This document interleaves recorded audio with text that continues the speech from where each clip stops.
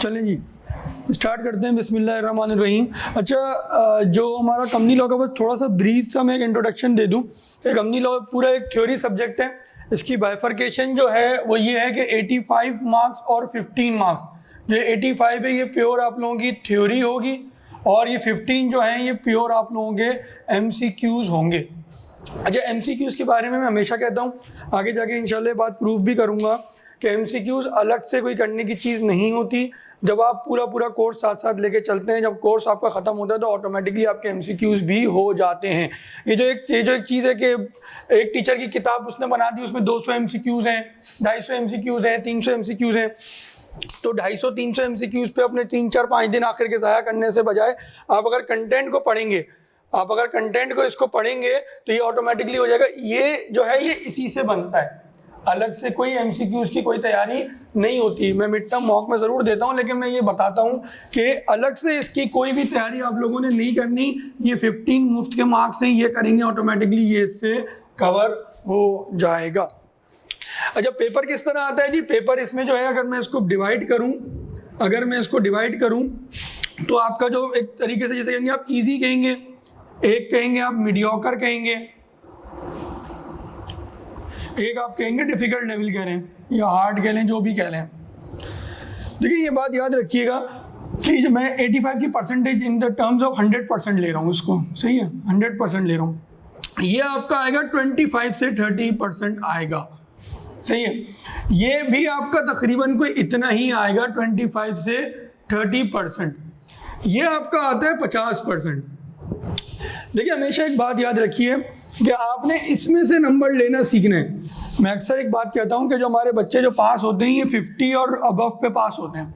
Majority जो 80% बच्चा पास होता है, ये एग्जामिनर से बात हुई बात है, प्रूफ हुई भी बात है कि ये 80% बच्चा जो पास होता है वो 50 से 60 के दरमियान होता है। हर बंदा इसी बॉर्डर लाइन पे ही आके पास होता है। ऐसा नहीं होता कि आप लोग समझ रहे हैं कि हमारे 70 आ जाएंगे, 75 आ जाएंगे, 80 आ जाएंगे, ऐसा नहीं होता। यही बॉर्डर लाइन पे आप पास होते हैं और ये जो आपको पास कराता है वो आपका मेजर ये वाला सेक्शन कराता है।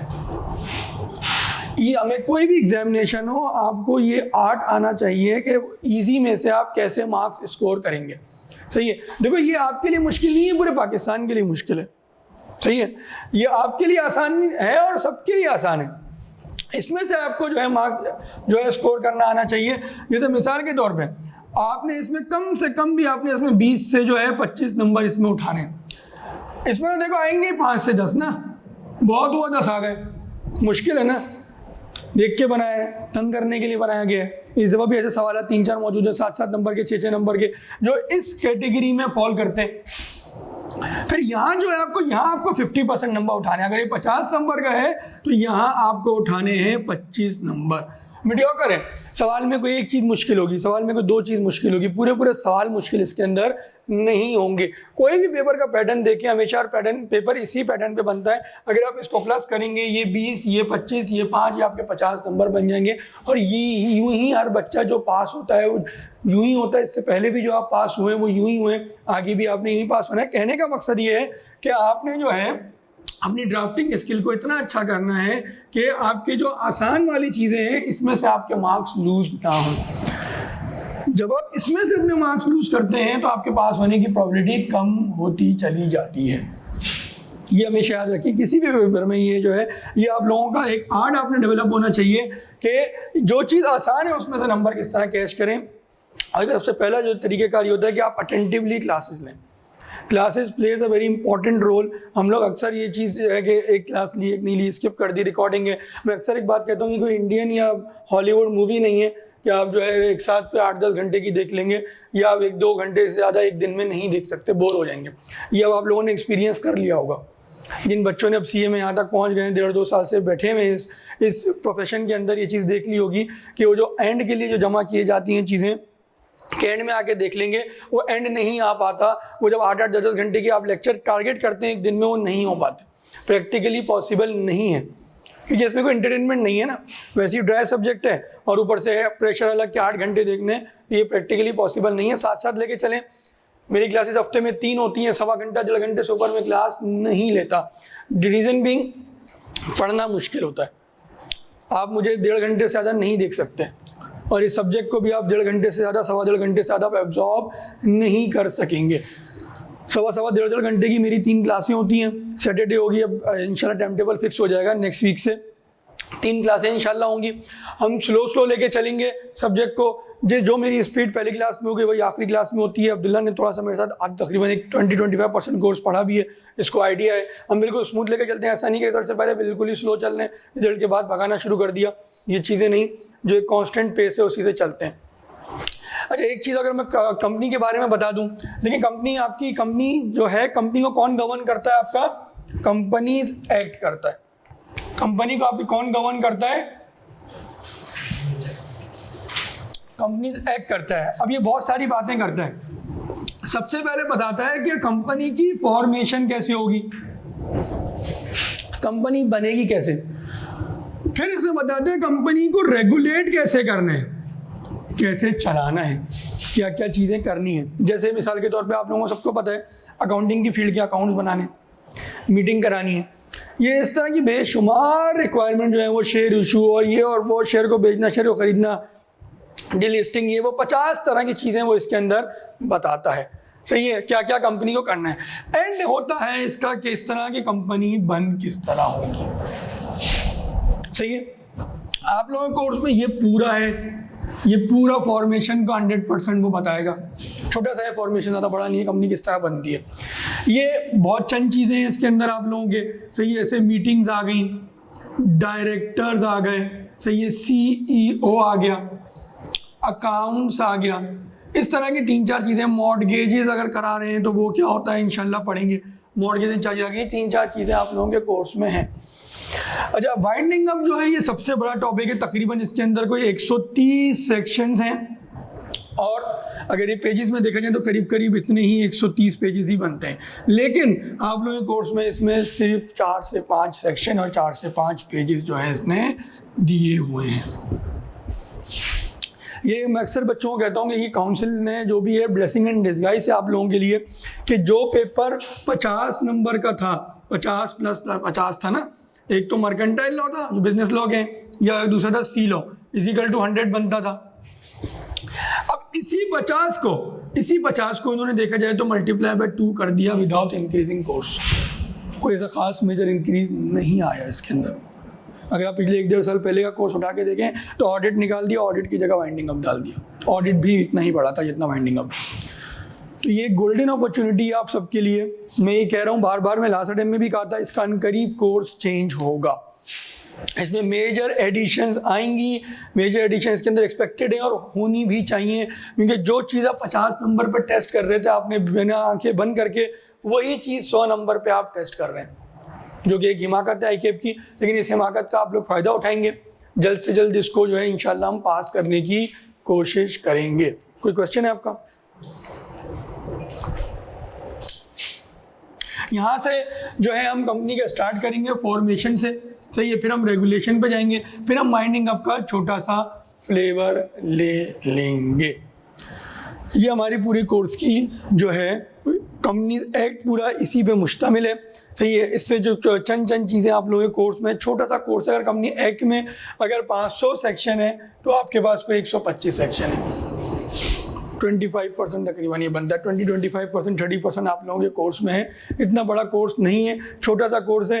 इसमें एक चीज़ आप लोगों की रिक्वायर्ड होगी, attentiveness and following the teacher. मैं अक्सर एक चीज़ कहता हूँ कि आप फॉलो करें मुझे, इंशाल्लाह ये पेपर पास हो जाएगा। ये आप लोगों को फील होगा जब आप लोग मेरे साथ चैप्टर 2 पूरा पढ़ लेंगे, तो आप लोगों को फील होगा कि आपका टीचर भी कितने पानी में, आप भी कितने पानी में, और आपको क्या चीज़ जो है रिक्वायर्ड है in order to pass this examination। ये हमारा, मैं कहता हूँ इंशाल्लाह कोशिश करेंगे कि चैप्टर 2 से स्टार्ट करें। ये हम आपकी पूरी बैकबोन है। आप पिछले 5 सालों के पेपर उठा के देख लें, जो भी टेक्निकलिटी डिफिकल्टी लेवल आता है वो इसी में से आता है। अक्सर आपको दोस्त आपके मिसगाइड करेंगे, इसमें तो है ही क्या, मेमोरेंडम, आर्टिकल, क्या है इसमें, कुछ भी नहीं है। लेकिन असल चीज़ें जो हैं वो इसी में छुपी हुई हैं।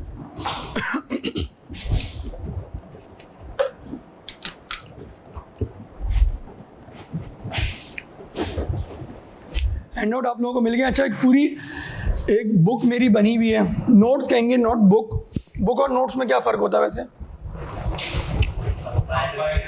नोट भी कंपाइल होते हैं। हाँ तो बुक भी चैप्टर वाइज होती है। नहीं, बुक भी रट्टे मार लेते हैं। मैंने पूरी कम्मी लो रट ली थी, इतना अच्छा रट्टा था मेरा। नहीं है, अब काम का नहीं है ना, अब काम का नहीं है। पहले का पेपर पैटर्न अलग था, अब का पेपर पैटर्न अलग है, अब काम का नहीं है, बेकार है। देखो बुक और नोट्स में क्या फ़र्क है। टीचर कोई भी बुक बनाता है, अपने नोट बनाता है, उसका फ़र्क ये होता है, बुक इज़ कॉम्प्रहेंसिव, बुक एक कॉम्प्रहेंसिव होती है। आप किसी कोई भी इकोनॉमिक्स की किताब देखें, कानूनी किताब देखें, वो पूरी बहुत एक्सटेंसिव कवरेज होती है कि हर तरह का रीडर उसमें समझ सके। रीडर को एक एक्सटेंसिव नॉलेज दी जाए कि वो उसको पढ़ के मास्टर्स भी कर ले, उसको पढ़ के PhD भी कर ले। लेकिन जो नोट्स होते हैं वो एग्जाम स्पेसिफिक होते हैं कि आपका अगर 5 नंबर का सवाल आता है, उससे उस सेक्शन में आपको उतना बताया जाए या उसकी कंप्लीटनेस को इस तरह इंश्योर की जाए कि आपका वो पेपर का सवाल अटेम्प्ट हो जाए। मेरी बुक को 120 पेजेस पे मुश्तमिल है और आई स्टडी टेक्स्ट शायद 300-350 पेजेस पे हो। उसमें एग्जाम्पल्स भी हैं, उसमें क्वेश्चंस भी हैं। क्वेश्चन तो पास पेपर ही हैं, पास पेपर तो मेरे भी हैं। बुक का जो है हर चैप्टर के बाद जो है उसके पास पेपर्स हैं। पास पेपर्स आपको जो है 5 सालों के पास पेपर इसमें मिल जाएंगे। हम क्या करेंगे, कोई भी चैप्टर खत्म होगा उसके बाद आपको नेक्स्ट क्लास में पास पेपर करने को दिए जाएंगे, जो कि आप सीरियसली करेंगे। यही सबसे मेजर गलती होती है जो बच्चे करते हैं कि पास पेपर नहीं करके आते अगली क्लास में। सही है, नहीं करके आते कि रजिस्टर नहीं है, ये भूल गए, एक कर लेंगे अगली दफ़ा। और ये सबसे बड़ी पहला स्टेप टू फेलियर होता है आपका, पहला स्टेप टू फेलियर। ये अब चीज़ जहन से निकाल दीजिए कि आप लोग किताब को याद करके जाएंगे, आप लोग पास हो जाएंगे। Not possible. किताब में जो लिखा है आपको उसको पढ़ना भी आना चाहिए, आपको उसको समझना भी आना चाहिए। जब आप वो चीज़ नहीं पढ़ पाएंगे, नहीं समझ पाएंगे, आप पास नहीं होंगे। ये मैं आपको रेस्ट एश्योर कर दूं कि आपको मेरी कोशिश भी यही होगी कि आपको सिर्फ पढ़ाया ना जाए, आपको पढ़ना सिखाया जाए। लॉ में बहुत इंपॉर्टेंट है। देखो अकाउंट्स हो, कोई भी दूसरा सब्जेक्ट हो, थ्योरी हो, प्रैक्टिकल का, उसमें क्या होता है, आपको एक चीज़ की ज़रूरत होती है कि यार आप चीज़ को समझ जाएं और आप कर लेते हो। नंबर्स लिखने में किसी को मसला नहीं होता, 1 2 3 4 किसको मसला है लिखने में? नंबर लिखने में किसी को मसला नहीं है। लेकिन जो लॉ है उसमें आपको 2 मुश्किलात से गुजरना होता है। एक तो ये कि लॉ को समझना भी और लॉ को लिखना भी। ये चीज़ जो है आप लोगों को एक्स्ट्रा एफर्ट थोड़ी ये करनी पड़ती है लिखाई वाले सब्जेक्ट में। और लिखाई वाले सब्जेक्ट में भी सीए का जो सबसे जो जैसे कहते हैं मुश्किल सब्जेक्ट कहा जाता है लिखाई के मामले में, वो कंपनी लॉ ही है। इसके बाद ऑडिट है। लेकिन ऑडिट में फेलिंग रेशियो बहुत कम हो गया। हमारे टाइम पे बहुत ज़्यादा होता था। मैं खुद अभी जैसे PwC फर्गूसन में हूँ, तो वहाँ पे भी देखें आप, CA फाइनल का बच्चा देखें तो सारे पेपर दे के बैठा हुआ है, लॉ नहीं दे रहा, डर के मारे, डर खौफ बैठा हुआ है, क्योंकि यहाँ से वो सही प्रिपेयर होके नहीं आ रहा। आप ये ट्रेंड देखिएगा इंशाल्लाह, जब आप लोग फॉर्म्स में जाएंगे आप देखेंगे कि बच्चा लॉ दे ही नहीं रहा। आखिर में देंगे। फिर वो 5 ऐसे मेरे पास लड़के बैठे हुए जिनकी क्वालिफिकेशन रुकी हुई है, किस वजह से कि लॉ नहीं निकल रहा। सब देखे बैठे हुए, एक पेपर से रुके हुए, 1 पेपर टू क्वालिफाई, कौन सा लॉ? कितने टाइम हो गए? 3 हो गई, 4 हो गई, 5 हो गई, पास ही नहीं हो रहे। तो जब आप यहाँ इसको अच्छी तैयारी करेंगे, देखो हर चीज़ का कॉरेस्पॉन्डिंग अफेक्ट होता है, यहाँ अच्छी तैयारी करेंगे तो उसका आपको एडवांटेज ज़रूर जो है वहाँ पे होगा। तो पास पेपर्स को आप लोग सीरियसली करेंगे। 5 सालों के पास पेपर से मैं खुद आके बोर्ड पे कराऊंगा, आप लोगों के आंसर को पढ़े जाएंगे, आप लोगों के आंसर में जो गलती होगी वो बताई जाएगी, और फिर जो है हम लोग कंपेयर करेंगे कि क्या चीज़ जो है आप लोगों को अगली दफ़ा के लिए इम्प्रूव करनी है। चलो हम कोर्स को अपने फॉर्मली स्टार्ट कर लेते हैं। किसी का कोई क्वेश्चन है तो पूछ लें।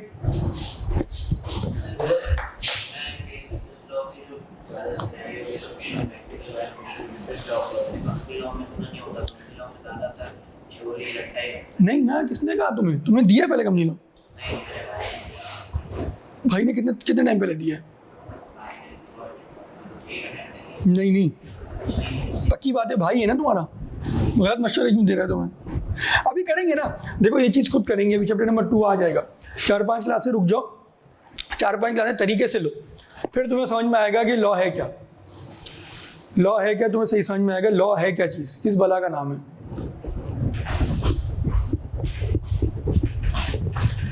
पानी पिला दो, पानी पिला दो।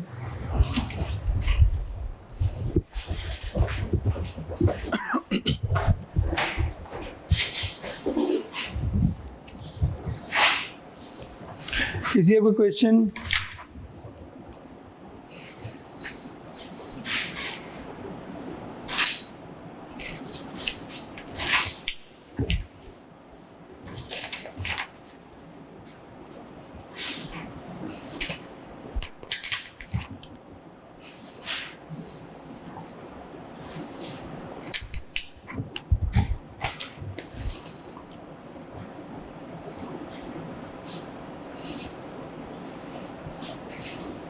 चलिए जी स्टार्ट करते हैं। देखो कंपनी क्या है, जैसे किसी के कोई जहन में कोई भी चीज़ आ रही हो, कंपनी क्या है? कंपनी क्या है मतलब कि हम कंपनी एक्ट पढ़ने जा रहे हैं। कंपनी का एक एक्ट है जो पूरे कंपनीज को बता रहा है कैसे बनेंगे, कैसे रेगुलेट होंगे, कैसे ख़त्म होंगे। लेकिन कंपनी इटसेल्फ क्या है? कंपनी इटसेल्फ क्या है? कोई भी थॉट जहन में आ रहा हो बताइए, कंपनी क्या है? कोई भी थॉट। एम्प्लॉय डायरेक्टर मिलके जो इदारा बनाए, सही है। आप कोई चीज़, कोई भी चीज़ जहन में आ रही हो आप बोलें। अब्दुल्ला तुम बताओ, छोड़ दो भी जो पीछे पड़ा था ना उसको भूल जाओ, अब एक नया स्टार्ट है, इस बार तुमने पेपर भी देना है। हाँ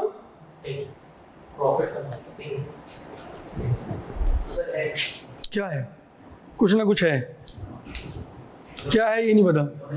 इन्होंने जो कहा था वही है, इन्होंने जो कहा था। देखो कंपनी खुद क्या है? कंपनी खुद कुछ भी नहीं है। Company is just a piece of paper, एक कागज़ का टुकड़ा होता है जिस पे लिखा हुआ होता है कि ये नाम है इसका और ये जो है इसकी तारीख़ पैदाइश है। कंपनी इटसेल्फ कुछ भी नहीं होती, कंपनी सिर्फ एक कागज़ का टुकड़ा होता है। और कागज़ का टुकड़ा कैसे बनता है ये हम इंशाल्लाह फॉर्मेशन में देखेंगे। इसकी जनरल डेफिनेशन देख लेते हैं। Company is a legal entity form by group of individual to engage in and operate a business. अब देखो ये लॉ को मैं आपको पढ़ने का तरीका बताता हूँ, लॉ क्या है। अब देखो इसमें तीन अलग अलग बातें हैं। सबसे पहले कह रहे हैं लीगल एंटिटी को हाईलाइट करो, लीगल एंटिटी को हाईलाइट करो। नंबर 1 लिख दो उसके ऊपर छोटा सा, company is a legal entity. फिर आगे हाईलाइट करो formed by a group of individuals. Number 2 लिख दो इसके ऊपर हाईलाइट करके। देखो लॉ को पढ़ने का तरीका, बाज़ वक़्त एक लाइन में इतने मतलब होते हैं, बाज़ वक़्त एक पैराग्राफ में कुछ भी नहीं होता। Formed by a group of individuals to engage in and operate a business। ये तीसरे, इसको हाईलाइट करो, इसके ऊपर नंबर 3 लिखो, इसके ऊपर लिखो number 3। Company is a legal entity क्यों कहा गया? देखो सबसे पहली बात क्या कह रहा है, company is a legal entity. क्यों कहा जा रहा है legal entity? Because it is formed under a process of law and wind up under a process of law. जब ये कह रहा है कि लीगल, इसको एक कानूनी हैसियत हासिल है। ऐसा नहीं कि कोरे कागज पे आप और मैं लिखें कि एबीसी एसोसिएट कंपनी बन गई, एबीसी कंपनी बन गई, नहीं। एक पूरे प्रोसेस से गुजरोगे जब जाके कंपनी इदारा बना पाओगे। जब ही कह रहा है कि एक लीगल एंटिटी है, लीगल एंटिटी है। क्यों? फॉर्म्ड होगी under a process of law, formed and wind up under a process of law. सही है? फॉर्म हो गई और वाइंड अप हो गए under a process of law. जब भी कहा जा रहा है कि एक लीगल एंटिटी है। तो दूसरी चीज क्या हाईलाइट कराई थी मैंने, तुम बताओ? हाँ, formed by a group of individual. ये क्यों कहा जा रहा है ग्रुप ऑफ इंडिविजुअल? कंपनी के क्राइटेरिया हैं, आगे जाके पढ़ेंगे, बहुत डिटेल में पढ़ेंगे, अभी जस्ट बता रहा हूं। अगर प्राइवेट कंपनी है या पब्लिक कंपनी है, दो तरह की कंपनियां होती हैं। ये होगी तो कम से कम 2 लोग चाहिए होंगे बनाने के लिए, कम से कम 2 लोग मिलेंगे। जब जाके पार्टनरशिप पड़ी है ना, मिनिमम 2 मैक्सिमम 50 20, और बैंकिंग में कितने? 50। सही है? प्राइवेट कंपनी में क्या है? मिनिमम 2। अकेले जाके बोलो मुझे कंपनी बनानी है तो वो बनती है, वो सिंगल मेंबर कंपनी कहलाती है, एसएमसी। वो हमारे कंपनीज एक्ट का पार्ट नहीं है। सही है? तो प्राइवेट कंपनी का कौन सी? प्राइवेट कंपनी में कितने होते हैं? कम से कम 2। और पब्लिक कंपनी में कितने होते हैं? कम से कम 3। जब भी कह रहे हैं form by a group of individual, 2 भी ग्रुप होता है, 3 भी ग्रुप होता है। ये मिनिमम है। मैक्सिमम तो इसमें 50 होते हैं, पढ़ेंगे भी 50 होते हैं। इसमें कितने होते हैं? अनलिमिटेड, सब पढ़ेंगे भी। जब भी कह रहे हैं formed by a group of individuals. इनको भी दे दो हैंड आउट, पीछे पास करो अब्दुल्ला। पहले पेज पे ही कंपनी की डेफिनेशन पढ़ रहे हैं हम। जब भी क्या कह रहे हैं, पहली बात मैंने क्या हाईलाइट कराई थी? Legal entity. क्यों लीगल एंटिटी है? Formed under a process of law and wind up under a process of law. Process of law क्या है ये हम इंशाल्लाह आज इसका स्केच बना दूंगा, स्केच तक पहुंच जाएंगे और आगे जाके जो है इसको इंशाल्लाह हम लोग नेक्स्ट क्लास में इसको पढ़ेंगे। आप भी ले लीजिए, वेलकम। सही है। फॉर्म, अच्छा दूसरी बात क्या कही? दूसरी बात क्या कही? Group of individual. Group of individual क्यों कह रहे हैं कि यहाँ पे जो है ऐसा नहीं कि कितने भी लोग जाके बना लें। कम प्राइवेट कंपनी बनेगी या पब्लिक बनेगी? प्राइवेट में कम से कम 2 होंगे, पब्लिक में कम से कम 3 होंगे और इसमें भी जो है मैक्सिमम की लिमिट कितनी है? 50। इसमें कितने हैं? अनलिमिटेड। आखिरी बात क्या कही गई है उसी डेफिनेशन में? आखिरी बात बताओ जो मैंने हाईलाइट कराई थी। Engage in an operate of business. ये चीज तुम लोग पार्टनरशिप में भी पढ़ के आए थे कि पार्टनरशिप का मकसद क्या था? कि बिजनेस को रन करना। मतलब क्या है इसका? और अब तो तुम लोग ये शायद बता सको क्या मतलब है कि पार्टनरशिप की वन ऑफ द कंडीशन थी कि बिजनेस होना चाहिए। बताइए, आप बताइए, आप भी बता सकते हैं, बताइए। हाँ, प्रॉफिट आए तो पार्टनर में डिस्ट्रीब्यूट हो। आप बताइए कोई अच्छा जुमला, क्या ये भी सही रहे? प्रॉफिट के लिए आप नहीं, कॉन्ट्रैक्ट पे तो होना चाहिए। मैं कह रहा हूँ कि वहां भी आपने ये सिमिलर चीज पढ़ी थी कि प्रॉफिट होना चाहिए। यहाँ पे भी कह रहा है कि engage in and run a business. क्यों कह रहा है कि कंपनी का मकसद होना चाहिए कि वो बिजनेस करे? मतलब क्या है इसका? मतलब ये है कि उसका मकसद होना चाहिए कि वो प्रॉफिट कमाए। अगर आप कोई खैराती सरकारी इदारा बना रहे हैं, आप नहीं कह सकते, कल को ईदी ये नहीं कह सकता कि मैं प्राइवेट लिमिटेड बना रहा हूँ, कल को सैलानी ये नहीं कह सकता कि मैं प्राइवेट लिमिटेड बना रहा हूँ, छीपा ये नहीं कह सकता कि मैं पब्लिक लिमिटेड बना रहा हूँ विद द सेम नेम। क्यों? उनका काम जो है वो प्रॉफिट कमाना नहीं है। नॉन प्रॉफिट वैसे होती क्या है? एक ऐसी, अब आपने एक मिथ होती है नॉन प्रॉफिट के बारे में, हो सकता है आप लोगों के ध्यान में भी। नॉन प्रॉफिट का मतलब क्या होता है? कि प्रॉफिट नहीं कमाती, कमाती है लेकिन वो अपने ही पर्पस जो है, जो उसका पर्पस, जो उसकी वजह पैदाइश है, उसी पे वो री इन्वेस्ट कर देती है। आप लोगों को पता नहीं, शायद पता ही नहीं पता, आई कैप आप लोगों का जो है वो भी नॉन प्रॉफिट ऑर्गेनाइजेशन है। हाँ, लेकिन बहुत ज्यादा कमाता है, लेकिन बहुत ज़्यादा कमाता है। आप लोगों को खून चूस के मेंबर्स का भी चूसता है। मेंबरशिप फीस इनकी जो है 20,000 रुपये है और आप नहीं पे करो तो अगले दिन मैसेज आ जाता है कि आपकी मेंबरशिप ख़त्म कर दी हमने, हाँ कैंसिल कर दी, जो कि इन्होंने मुझे परसों मुझे ईमेल कर दी कि आपकी मेंबरशिप हमने कैंसिल कर दी। अब आप क्या करें? अब 6,000 रुपये मजीद भरें। और सॉरी, एनुअल मंथली नहीं, मंथली इनको इतना कोई फ्री नहीं कराएगा। ये बहुत ज़्यादा है, ये बहुत ज़्यादा। ICM में 12,000 लेता है, ICM में 12,000 लेता है, आप 20,000 रुपये ले रहे हो और कोई फैसिलिटी नहीं है सिवाय एक टैग जो देते हैं ये लोग, जो आप, हालांकि वो टैग इटसेल्फ एक बहुत बड़ी फैसिलिटी है, इसके अलावा कोई फैसिलिटी नहीं है इसमें। और इस सिविल लिखने के ये लोग 20,000 रुपये ले लेते हैं। सही है सर, तो पूरे साल के कुछ तो पूरे साल में एनुअल डिनर ही करा दो अच्छा सा। कराते हैं वो 2 साल से, वो भी नहीं हो रहा। मुझे 2.5 साल हो गए मेंबर बने हुए, कोई एनुअल डिनर की कोई कॉल नहीं आई मुझे। 9,000 एक्टिव मेंबर हैं। अच्छा, लोग इनको देते नहीं थे। छोटी सी बात बता देता हूँ, कोर्स पे दोबारा आते हैं लोग ना, इनको बड़ा उड़ा के देते थे। तो इन्होंने 1.5-2 साल पहले इन लोगों का पहले एक न्यूज़ लेटर आता था महीना। अब इन्होंने पब्लिश करना खत्म कर दिया, सोशल मीडिया का दौर है। कोविड के बाद इन्होंने जो है वो वेबसाइट पे रहता है, वो हार्ड में नहीं आता, पहले हार्ड में आता था। तो इन्होंने क्या बेगैरती करी थी, उसके लास्ट पेज में, पहले पेज में बोल देते थे कि क्या क्या है पूरे, उसमें लिख देते थे डिफॉल्टर्स मेंबर। अब वो आखिरी पेज में लाइन से नाम लिख देते थे सबके कि इन्होंने फीस नहीं दी हमें। फिर मेंबर्स ने शोर किया, वही करने वाले भी जो हरकत करी, जिन्होंने न्यूज़लेटर में लिखा वही मेंबर हैं और जिनके नाम आ रहे वही मेंबर। ने कहा भाई ये तुम्हारी बेइज्जती हो रही है। बाद लोग तो बड़े बड़े मेंबर्स भी होते हैं ना, जैसे बड़े बड़े फर्म के पार्टनर थे, इनको लोग जानते हैं किसी से गलती भी हो सकती है। वो कह रहे हैं आपने नाम ही छाप दिया हमारा, ये क्या हरकत है। फिर इन्होंने उसको 2-4 महीने बाद उस चीज़ को ख़त्म कर दिया। अब ये लोग क्या करते हैं, ईमेल के थ्रू करके आपकी मेंबरशिप को कैंसिल कर देते हैं। तो फिर आप रीस्टोर कराएं। अच्छा, मसला ये कि रीस्टोर आप अगले साल कराएंगे, लेकिन 1 साल के लिए आपका पीरियड काउंट नहीं करते हैं। अगर मैं अगले साल कराऊंगा तो FCA बनने की बारी आएगी तो ये पीरियड काउंट करेंगे, वो पूरा साल निकाल देंगे। बोलेंगे कि जाओ। आपने जो फीचर्स किए जो कि ऑडिट वगैरह और हम थोड़ी करते हैं, पार्टनर करता है, पार्टनर करता है। यार वो ऐसा करने नहीं देंगे, वो ऐसा करने नहीं देंगे। फिर ICAP उस पे उनको भी पता है कि इससे सिवियर कॉन्सिक्वेंसेज हैं। अच्छा जी, तो ये देखिए एक लाइन की बात थी, लेकिन देखिए इसमें कितने मतलब छुपे हुए थे। This is company law. मैं ये डेफिनेशन जानबूझ के इसी डेफिनेशन से स्टार्ट करता हूँ और मैं एक चीज़ बताता हूँ कि ये कंपनी आपका लॉ है। इसी तरह आप कंपनी लॉ को पढ़ेंगे कि आपने मीनिंग को ढूंढना है, आपने कंपनी लॉ को पढ़ना सीखना है। मेरे लिए बड़ा आसान है, मैं आऊँ ये 40 घंटे में 30 घंटे में कोर्स पढ़ा के चले जाऊँ, लेकिन असल आप लोगों का मेरा मकसद ये है और आप लोगों की कामयाबी इसी में ही है कि आप लोग लॉ को पढ़ना सीखें। आप लोगों को जब तक खुद से पढ़ना नहीं सीखेंगे ये सब्जेक्ट आप पास नहीं कर पाएंगे।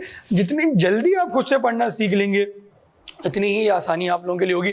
ये चीज़ मैं इंशाल्लाह वक्तन ब वक्तन आप लोगों के साथ चलेंगे तो पता भी चलेगा। चैप्टर 2 के जब हम पास पेपर करेंगे आप बहुत फंसेंगे, आप बहुत फंसेंगे। आप लोगों को लगेगा कि यार ये तो कुछ भी समझ में नहीं आ रहा है, किस तरह चल रहा है सर, किस तरह चल रहे हैं, ये हो क्या रहा है। लेकिन जब आप 3, 4, 5 तक पहुँचेंगे, 5 वो पीरियड होगा चैप्टर नंबर 5 जहाँ पे आके आप लोगों का लर्निंग कर्व मैक्सिमम पे पहुँच जाएगा। 6, 7, 8 आप लोगों से ही निकलेंगे। ये मेरा पिछले 2.5 सालों का तजुर्बा है। लेकिन इसके लिए करना कि आप लोगों ने मेरे साथ चलना, मेरी सुन के चलना। 2-3 चैप्टर मेरी सुन लें, आगे खुद ही आसानी हो जाएगी, ऑटोमेटिकली आसानी हो जाएगी। इन चैप्टर 2 में हमारी तकरीबन जो है 1 और 2 मिला के 6-7 क्लासें होती हैं। सबसे ज़्यादा स्लो मैं चैप्टर 2 पढ़ाता हूँ। ये चैप्टर 2 में ही सब कुछ है। 20 नंबर का सवाल आप लोगों का 110% आएगा और 20 नंबर ही पूरे सब पेपर के मुश्किल तरीन होंगे। ये मैं दोनों चीज़ें मैं आपको आज 5 महीने पहले बोल रहा हूँ। मुश्किल तरीन chapter in terms of examination और the most technical chapter in terms of examination, और सबसे ज़्यादा वेटेज भी इसकी है। 20 नंबर इससे देता है चैप्टर नंबर 2 से। तो इसमें मेमोरेंडम और ये डेफिनेशन देख के वो नहीं हो जाना कि ये बहुत आसान हलवा है। जब पढ़ाऊंगा मैं तो खुद पता चल जाएगा। 2 से 3 क्लासें तुम लोग रुकोगे, तुम लोगों को आइडिया हो जाएगा कि कंपनी लॉ में चैप्टर 2 की क्या हैसियत है और इसमें कितनी टेक्निकलिटी है और आगे हमारे साथ क्या होगा। मतलब क्या एक एंटिसिपेशन होती है ना किस लेवल का पेपर और किस तरह की चीज़ें आएंगी। तो कंपनी की डेफिनेशन देख ली सबने, एक दफ़ा रीड कर लें खुद से एक दफ़ा जस्ट रीड कर लें। ऑनलाइन वाले बच्चों को कुछ चीज़ पूछनी है तो पूछ लो, तुम लोग उठ तो गए हो ना।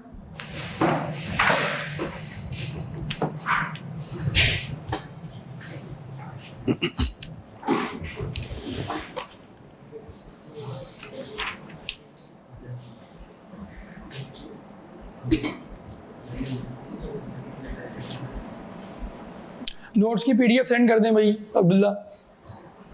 सर यहाँ पे नेट क्या है? तस्वीर खींचो, सीढ़ी पे जाओ, करके आ जाओ।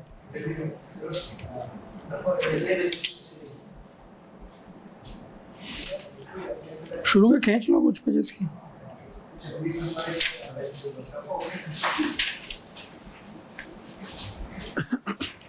वैसे पूरी बुक इंशाल्लाह मिल जाएगी आप लोगों को। ये भी प्रिंटिंग में चली जाएगी, पूरी बुक इंशाल्लाह आप लोगों को मिल जाएगी। नोट्स शुरू में दिए जाते हैं, फिर इंशाल्लाह थोड़े दिनों में, अभी कौन सा महीना चल रहा है, ये सितंबर है ना, इंशाल्लाह कोशिश करेंगे अक्टूबर के एंड तक दे दें। ये आप लोगों की कॉल होगी, मर्जी आप लोगों की, मैं फोर्स नहीं करता। कहीं से भी पढ़ना है पढ़ें, किसी भी किताब से आप स्टडी डेस्क से पढ़ना चाहते हैं स्टडी डेस्क से पढ़ें। नोट बनाने का मकसद ये होता है सिर्फ आप लोगों के लिए आसानी पैदा की जाए। कोई भी टीचर नोट बनाता है उसको कोई पैसे नहीं मिलते, इसके उल्टा मेहनत लगती है। वो मेहनत की इस वजह से आती है कि टीचर का काम भी आसान हो जाए और बच्चे का काम भी आसान हो जाए। जी कोई फर्क नहीं। नोट देखो, ICAP की बुक को मैं बिल्कुल बेंचमार्क नहीं बनाता। ICAP की book can not be a benchmark, reason being कि हम बैरेक को फॉलो करते हैं। कंपनीज एक्ट से पेपर बनता है, कंपनीज एक्ट से हम बनाते हैं। कंपनी एक्ट में कोई चीज़ लिखी हुई वो गलत नहीं हो सकती, गलत भी लिखी हुई तो वही सही है। अगर उन्होंने कोई भंड मार भी दिया तो वही फॉलो होगा। आप उसको सही करके नहीं कह सकते कि यार ये सही कर दिया मैं, नहीं, वही फॉलो होगा। तो बेंचमार्क वही है। ICAP की बुक को मैं कभी भी मैं ये नहीं कह सकता कि इसमें हर चीज़ सही लिखी हुई, क्योंकि मैंने पूरी पढ़ी नहीं है और मुझे पढ़ने का शौक भी नहीं है उसको, क्योंकि मुझे नहीं पता कि वो पूरी सही है या नहीं है, उसमें कोई गलती खुदा ना खास्ता तो नहीं होनी नहीं चाहिए, लेकिन ICAP के पास ट्रेंड रहे हैं। यार हमारे टाइम पे इसका ना मॉड्यूल सिस्टम था, ABCD थे, तो ये इसके ये D में था, ये D में था, लेकिन उस वक्त प्योर रट्टा था, प्योर रट्टा। अगर आप 2013-14 के पेपर उठाएं तो उसमें कुछ भी नहीं है।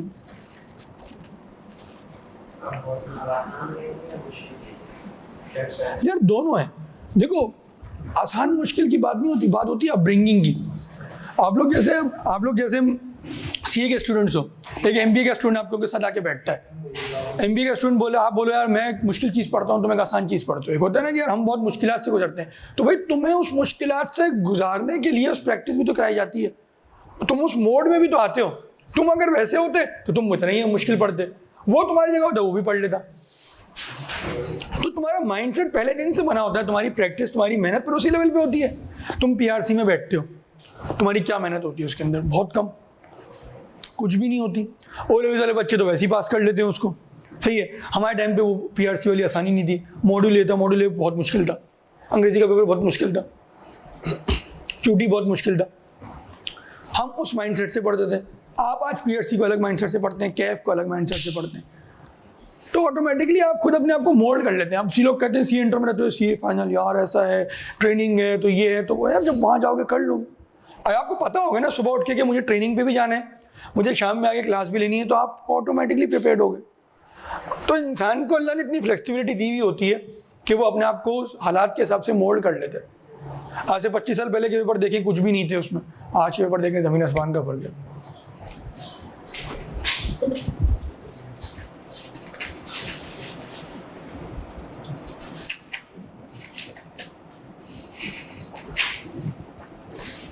अच्छा आइए अब हम, यार ये तुम शरारतें नहीं करो अब्दुल्ला, अब तुम इधर उधर घूमते हुए मुझे दिखे ना तो मैं तुम्हें अलग बैठा दूंगा।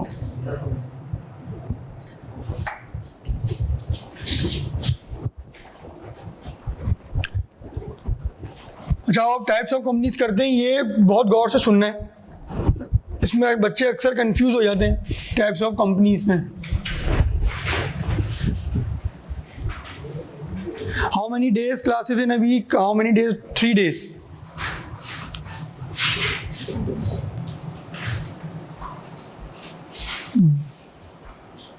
इंटरनेट कनेक्शन हो गया।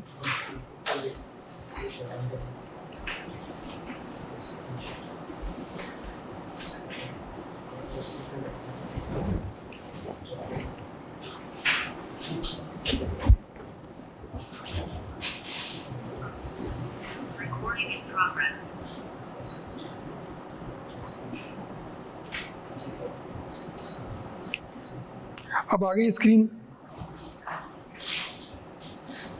अब आ गई स्क्रीन।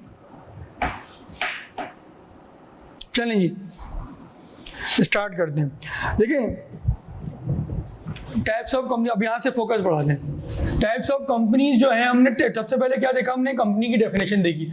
अब हम देख रहे हैं कि टाइप्स क्या होंगी कंपनीज की, सही है। सबसे पहली टाइप आपकी आती है, अच्छा टाइप इसमें दो कैटेगरीज के अंदर डिवाइडेड है। Type on the basis of status है, on the basis of liability है, सही है। सबसे पहले हम पढ़ते हैं टाइप्स हैं on the basis of status. सबसे पहली टाइप क्या है आपकी? Private company.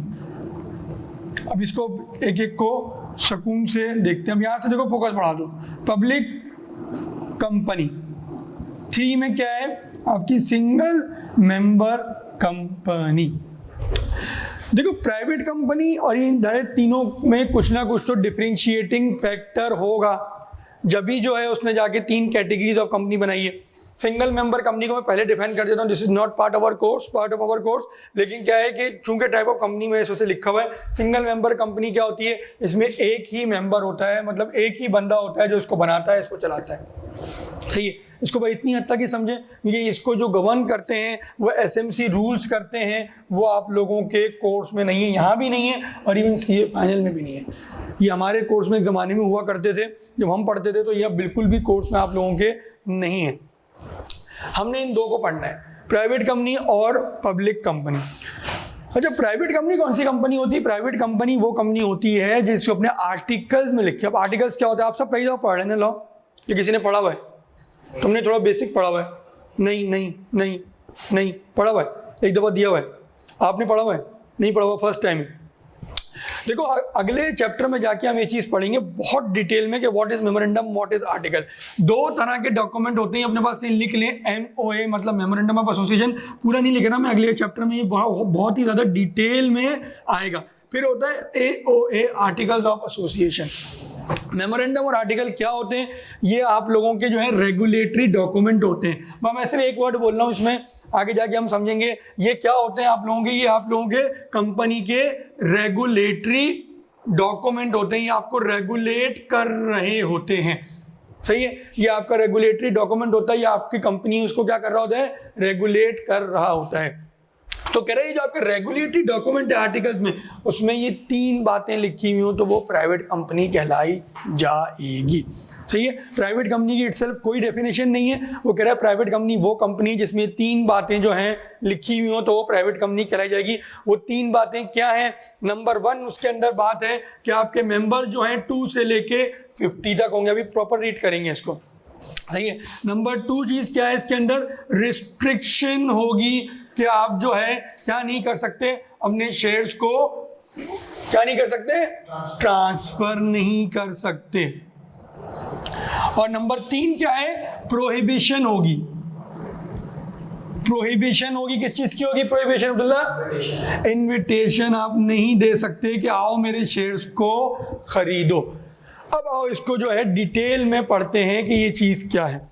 खामोश रहो अब्दुल्ला। प्राइवेट कंपनी क्या कह रहा है, means a company which by its articles, article के जरिए क्या, restrict the right to transfer its shares. वो कह रहा है देखो जब तुम प्राइवेट कंपनी बना रहे हो, प्राइवेट का वर्ड खुद इटसेल्फ डिफाइन कर रहा है कि प्राइवेट है, एक फैमिली ओन बिजनेस है। जब तुम प्राइवेट कंपनी बना रहे हो, पब्लिक नहीं बना रहे, तो तुम रिस्ट्रिक्ट कर रहा है टू ट्रांसफर शेयर। अच्छा एक चीज है अंग्रेजी की, एक होता है वर्ड रिस्ट्रिक्ट, एक होता है प्रोहिबिट, दोनों में क्या फर्क है आप बताइए। सबसे ज्यादा नींद आपको आ रही है, अंग्रेजी है, लॉ नहीं है। प्रोहिबिट होता है, एक रिस्ट्रिक्ट होता है। रिस्ट्रिक्ट भी रोकते हैं, प्रोहिबिट भी रोकते हैं, वेरी गुड, कोई फर्क नहीं है दोनों में। आप बताइए, प्रोहिबिट मतलब मना कर दिया, रिस्ट्रिक्ट मतलब हाँ कर दिया, रोक दिया। रिस्ट्रिक्शन में लिमिट लगा दी, मतलब यानी कि अगर इतना प्रॉफिट हो या इससे ज़्यादा कमाएंगे तो ये चीज़ कैटेगरी चेंज हो जाएगी। सही है। आप बताइए आपकी क्या अंडरस्टैंडिंग है रिस्ट्रिक्शन और प्रोहिबिशन में? क्या अंग्रेजी है, लॉ नहीं है? पार्टनर्स के नंबर होते हैं कि कितने पार्टनर हो सकते हैं, ये एक तरह की रिस्ट्रिक्शन आती है कि 50 पे जाके आप रुक जाएंगे। अगर प्रोहिबिशन पे करते हैं कि अगर कोई सिंगल सोल ट्रेडर है तो एक से ज़्यादा हो ही नहीं सकता, मतलब ये प्रोहिबिशन। सही है। आपकी क्या अंडरस्टैंडिंग है? रिस्ट्रिक्शन और प्रोहिबिशन में क्या फर्क है?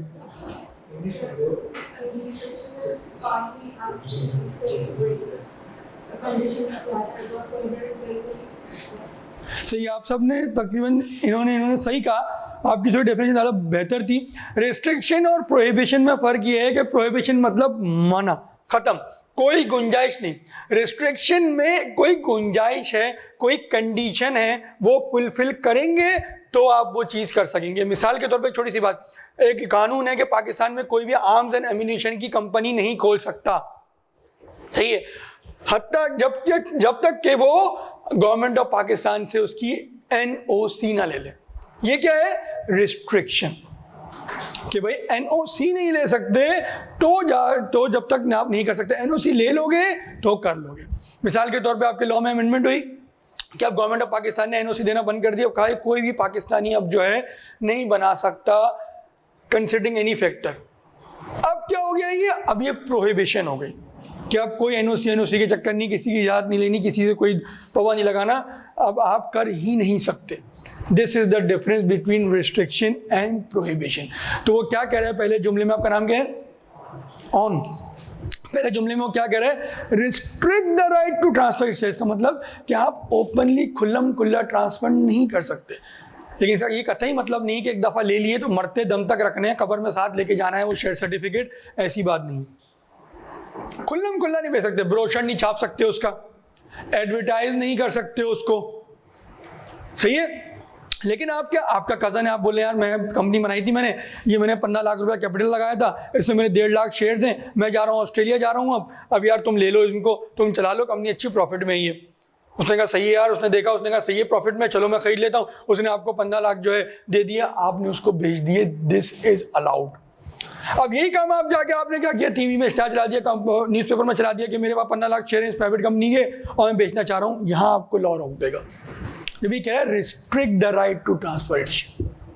नंबर 2 क्या कह रहा है अब्दुल्ला, पढ़ो जोर से। Limits the number of its members to 50. मुझे ही देखो, मैं यहाँ नहीं लिखा, वहाँ लिखा है। Not including persons who are in the employment of the company. सही हो गया जुमला। क्या कह रहा है कि मैक्सिमम नंबर ऑफ मेंबर जो होंगे इसके अंदर कितने होंगे, 50। प्राइवेट कंपनी है ना भाई, प्राइवेट कंपनी है, फैमिली ओन बिजनेसेस होते हैं, प्राइवेट कंपनी तो कह रहा है कम ज्यादा से ज्यादा कितने होंगे, 50, कम से कम कितने होंगे, 2। लेकिन इसमें ये कह रहा है कि वो जो 50 की गिनती में आपके एम्प्लॉइज नहीं आएंगे, मेंबर्स की गिनती में आपके एम्प्लॉइज नहीं आएंगे। एम्प्लॉइज तो कितने भी हो सकते हैं ना, सही, एम्प्लॉय तो 500, 1000, 1500 कितने भी हो सकते हैं, तो मेंबर्स की काउंटिंग में रहेंगे। मेंबर कौन होता है, नहीं बिल्कुल भी नहीं, हाँ, जिसके पास शेयर, अभी तक के लिए इसकी एक डेफिनेशन है आगे। नेक्स्ट चैप्टर बहुत इंपॉर्टेंट है, मैं कह रहा हूँ ना, सारी कंपनी लॉ की रीढ़ की हड्डी है चैप्टर नंबर 2। जो चैप्टर नंबर 2 समझ गया वो लॉ समझ गया, जिसने उसके पास से कर लिए उसने समझो हर चैप्टर के पास से कर लिया। चैप्टर नंबर 2 इज द रीढ़ की हड्डी ऑफ कंपनी लॉ। सही है, तो क्या कहा थे हम, मिनिमम नंबर कितने हैं 2, मैक्सिमम नंबर कितने हैं 50। सही है, और इसमें कौन से लोग नहीं आएंगे, जो एम्प्लॉइज हैं। तीसरा पढ़े, आप पढ़ें जोर से, पीछे जो बैठी हैं। तीसरे में क्या कह रहे हैं,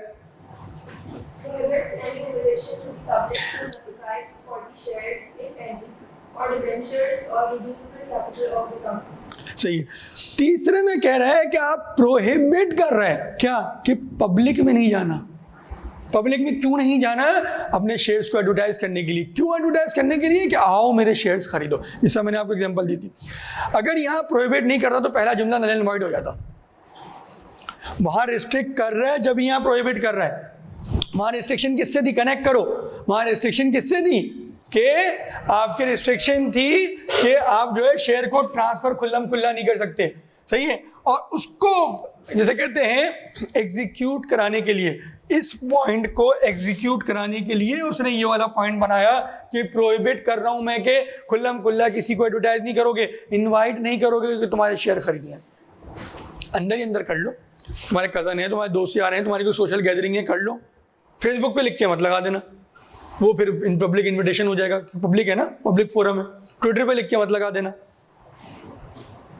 सही है, देखो अगर इसको हम लिखना चाहें, अगर मैं इसको लिखना चाहूं, private company is a company, मैं बिल्कुल लॉ नहीं देख रहा। Private company is a company which by its articles restrict the number of member, अंग्रेजी है, सिंपल अंग्रेजी है, restrict the number of its member to 50 only. This 50 या this number of member shall not include the employees of the company। एक जुमला हो गया, सही है। is a company which restrict the rights to transfer its shares। Number 3 क्या, prohibit any invitation for the purchase of its share। Purchase लिख दें, bye लिख दें, परचेज ज़्यादा बेहतर रहेगा, for the purchase of its share। हो गया। मोर देन 50% लॉस सिर्फ आप अपनी अंडरस्टैंडिंग की बेसिस पे लिख लेते हैं। सिर्फ चंद वाहिद सेक्शंस होते हैं जहां मैं खुद कहता हूं कि यार इसमें कोई हल नहीं है, इसमें याद कर लेना। मोर देन 50% लॉ आप सिर्फ इसी तरह सिर्फ समझ के लिख सकते हैं। मैंने अभी आपको एक सेक्शन है लॉ का जो मैंने आपको प्रूफ किया, क्या ये लिख सकते हो तुम लोग? क्या इसमें कोई मुश्किल है? कोई अंग्रेजी थी इससे टेक्निकल, कोई बात टेक्निकल थी? मोर देन 50% सेक्शंस आपको इसी तरह मिलेंगे। कुछ 20-25% होते हैं जिसमें मैं कहता हूँ कि यार ये याद कर लो, सिर्फ लॉ को समझना है। बता रहा हूँ कोर्स इतना सा है 50 घंटे का, लेकिन वो मुश्किल में यूं बन जाता है। क्यों? क्योंकि आप लोग इतने से कोर्स को समझ नहीं पाते।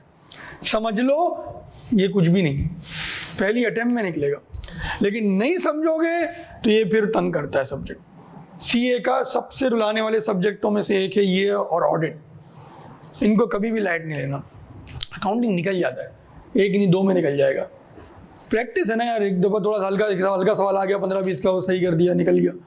ऐसे ही होता है अकाउंटिंग में। क्या है, मुश्किल ज़रूर है लेकिन इतना फेलिंग रेशो नहीं है अकाउंटिंग। एक नहीं 2 निकल जाएगा, दूसरे में नहीं तीसरे में निकल जाएगा। ये तो लोगों की मल्टीपल अटैम्प्ट्स हो जाती हैं, लोग रुल जाते हैं, सब्जेक्ट पे नहीं निकलते। वजह क्या होती है? यही होती है कि आप लोगों की अंडरस्टैंडिंग वीक है। अच्छा आओ, सिंगल मेंबर मैंने पढ़ा दिया था। अब पब्लिक कंपनी की बड़ी बेहतरीन डेफिनेशन है, ये देखते हैं कौन जवाब देता है। पब्लिक कंपनी, और तुम खामोश है ना Abdullah. Public company is a company which is not a private company. कौन जवाब देगा? हालांकि कहने को बहुत अजीब सी बात है ना कि यार ये क्या बेवकूफ़ाना बात है कि यार ये कैसी डेफिनेशन है जो लॉ दे रहा है कि पब्लिक कंपनी वो कंपनी है जो कि प्राइवेट नहीं है। कैसी अजीब सी बात ना, लॉजिक नहीं है ना। बताओ सर ये तीनों पॉइंट्स जिस कंपनी में नहीं होंगे वो तब आप बताइए जी।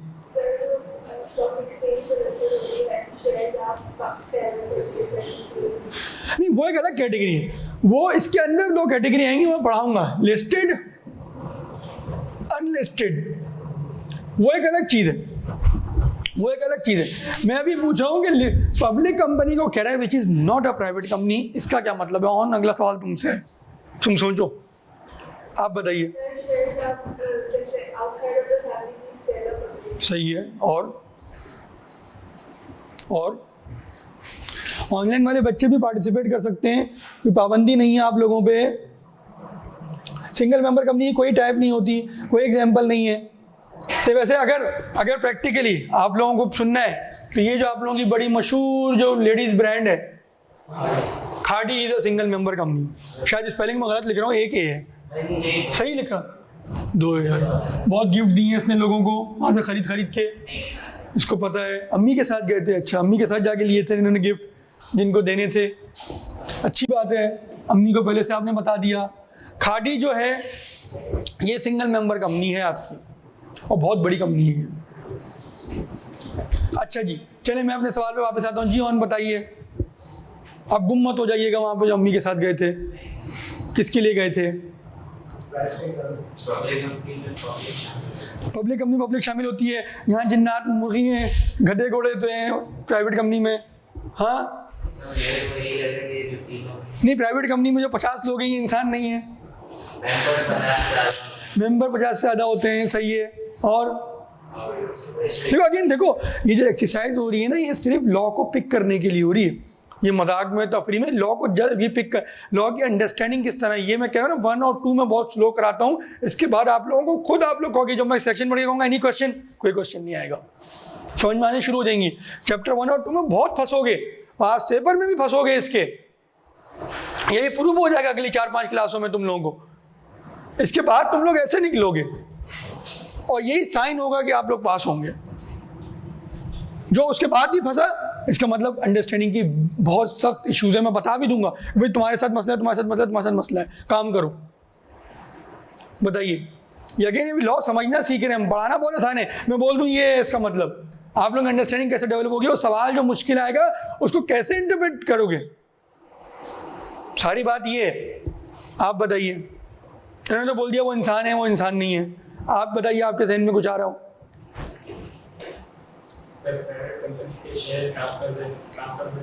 उसने कहा प्राइवेट कंपनी पब्लिक कंपनी वो जो प्राइवेट नहीं है। आप बताइए। स्टॉक एक्सचेंज अलग चीज़ है, मैंने इनको भी वहीं रोक दिया था। वो तो एक इसकी 2 कैटेगरीज हैं, लिस्टेड एंड लिस्टेड, वो मैं बताऊंगा। इसके अलावा बताओ।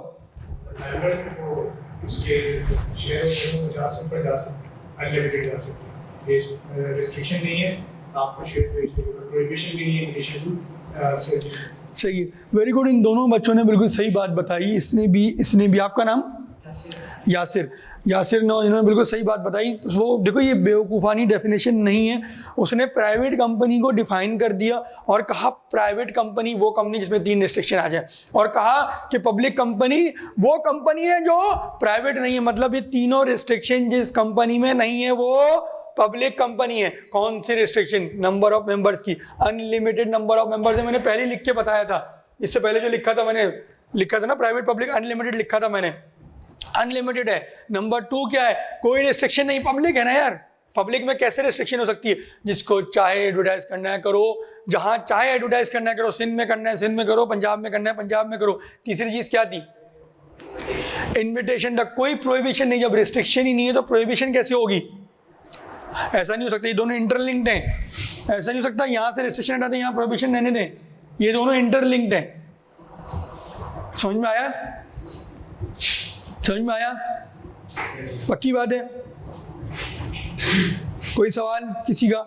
एक दो पढ़ लो डेफिनेशन, दोनों को पढ़ लो, प्राइवेट पब्लिक सिंगल मेंबर को भी पढ़ लो चाहो तो, जल्दी से, क्विकली 1 मिनट।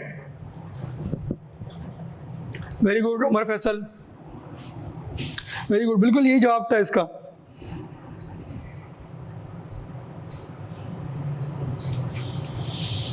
अभी हमारी शुरू की 5-6 क्लासेस यही होगी कि आप लोगों को लॉ को पढ़ना सिखाया जाए, पता चले लॉ को पढ़ते कैसे हैं।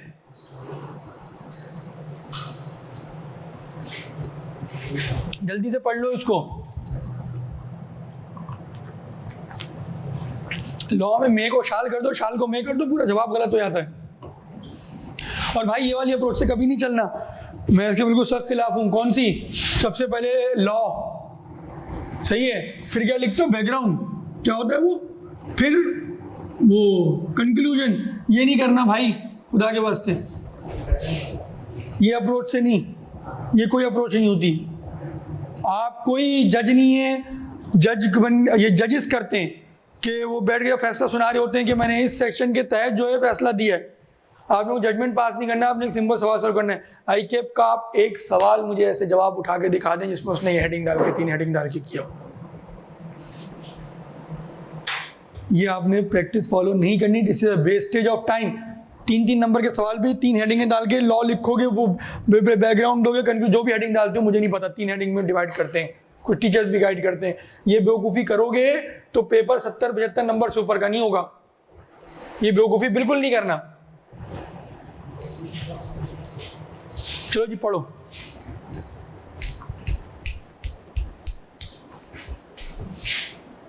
ड्राफ्टिंग प्रैक्टिस बिल्कुल होगी बेटा, चैप्टर खत्म होगा फिर ड्राफ्टिंग प्रैक्टिस होगी ना।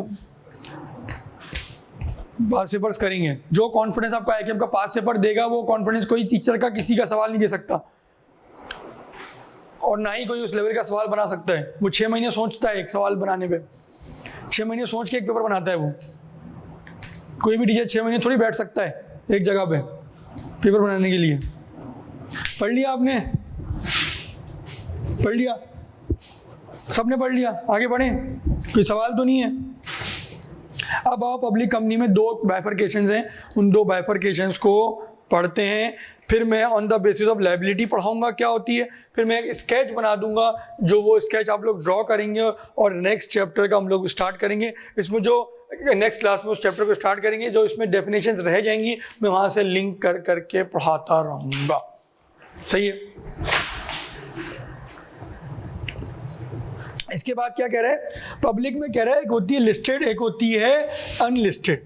देखो लिस्टेड अनलिस्टेड क्या होती है मैं तुम्हें बताता हूँ, तुम लोग कंफ्यूज नहीं होना। खामोश हो जाओ अब्दुल्ला। लिस्टेड और अनलिस्टेड क्या होती है? देखो लिस्टेड भी पब्लिक होती है, अनलिस्टेड भी पब्लिक होती है। जब भी कोई पब्लिक कंपनी बनती है तो वो by default at that very moment unlisted ही होती है। जब वो लिस्टेड बनना चाहे तो देखो, कोई भी पब्लिक कंपनी बनी अनलिस्टेड होती है। क्यों? क्योंकि लिस्टिंग आपकी होती है स्टॉक एक्सचेंज पे। स्टॉक एक्सचेंज एक फोरम है जहाँ पे आप जाके अपने आप को बोलते हैं कि भाई मैं पब्लिक को इंगेज करना चाहता हूँ कि पब्लिक से मैं पैसा उठाऊं, पब्लिक से पैसा उठाऊं, पब्लिक से पैसा लूँ, उसके बाद उनको क्या दूं? शेयर्स दूं। सही है? सही है। स्टॉक एक्सचेंज बोलता है कि सर्टेन क्राइटेरियाज हैं, आप वो मीट करते हैं। स्टॉक एक्सचेंज बोलता है सही है भाई, हम आपको इजाज़त देते हैं। फिर आप एक डॉक्यूमेंट बनाते हैं, इसे ऑफरिंग डॉक्यूमेंट कहा जाता है, और पूरी लंबी कहानी है जो कि सिक्योरिटीज एक्ट में कवर है, जो आप लोगों के कोर्स में शामिल नहीं है, सीए पैनल में। सही है? अभी सिर्फ इतना समझना है इसके अंदर लिस्टेड और अनलिस्टेड का डिफरेंस, क्योंकि ये सारी चीज़ें जो है PSX की रूल बुक भी है, वो भी आप लोगों के कोर्स में नहीं है। तो फजूल में मैं ऐसी चीज़ें बताऊं जो आप लोगों के कोर्स में नहीं, जिससे जहन फजूल में मिक्सचर खिचड़ी बन जाए तो बेकार है। अभी जब फॉर्म में जाओगे लिस्टेड अनलिस्टेड खुद ही समझ में आ जाएगा। क्लाइंट्स भी होते हैं और जो है इसके अलावा बच्चे ट्रेडिंग भी बहुत करते हैं, तो वो चीज़ें खुद ही समझ में आ जाएंगी। और अच्छा समझ में आ जाएंगे। इसलिए फाइनल पढ़ोगे तो मजीद उसमें अंडरस्टैंडिंग डेवलप होगी। तो अभी के लिए क्या है, लिस्टेड और अनलिस्टेड का मतलब सबसे पहला रूल याद रखो कि जो भी पब्लिक कंपनी होती है वो बाय डिफॉल्ट क्या होती है, अनलिस्टेड होती है, अनलिस्टेड बनती है। अब उसके ऊपर ऑप्शन है कि वो चाहे तो लिस्ट हो जाए, चाहे तो अपने आप को अनलिस्टेड ही रखे। लिस्ट होना होगा तो कहाँ जाएगी, स्टॉक एक्सचेंज जाएगी। स्टॉक एक्सचेंज जाके जो है अपने आप को लिस्ट करवाएगी। सही है, यही मेजर डिफरेंस है दोनों का। आइए इस किताब से भी पढ़ लेते हैं। पब्लिक लिस्टेड कंपनी में कह रहा है means public company, body corporate. और बॉडी कॉर्पोरेट क्या होती है आगे डेफिनेशन आएगी, हम पढ़ेंगे। अभी बॉडी कॉर्पोरेट को सिर्फ कंपनी समझो, क्योंकि body corporate includes a company. Means a public company, body corporate और any other entity whose securities या shares are listed on securities exchange, मतलब Pakistan stock exchange. Public unlisted की डेफिनेशन इंटरेस्टिंग है। Public unlisted companies have not made an offer of their share to the general public. का इसका क्या मतलब है, आप बताइए। Have not made an offer क्या मतलब है, पब्लिक में एडवर्टाइजमेंट नहीं की। अभी तक पीएसएस के पास वो लोग नहीं गए। वेरी गुड, सही है। Hence their shares are not traded on stock exchange.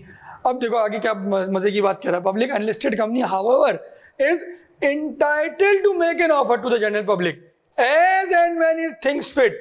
जब चाहे कर सकता है, लेकिन क्या ये प्रिविलेज प्राइवेट कंपनी को हासिल है? क्यों? हाँ, प्रोहिबिट किया हुआ है। क्या प्रोहिबिट किया हुआ है? सही कह रही हैं? हाँ, रिस्ट्रिक्शन है। क्या रिस्ट्रिक्शन है? ये प्राइवेट कंपनी क्यों नहीं कर सकती है? प्राइवेट कंपनी के पास क्यों ये प्रिविलेज हासिल नहीं है कि वो पीएसएक्स के पास जाए तो ये कर लेगी, अपने आप को लिस्ट करा लेगी? प्राइवेट कंपनी के पास ऐसा क्या मसला है? बताइए, आप बताइए। क्योंकि वो प्राइवेट है, ये क्या बात हुई?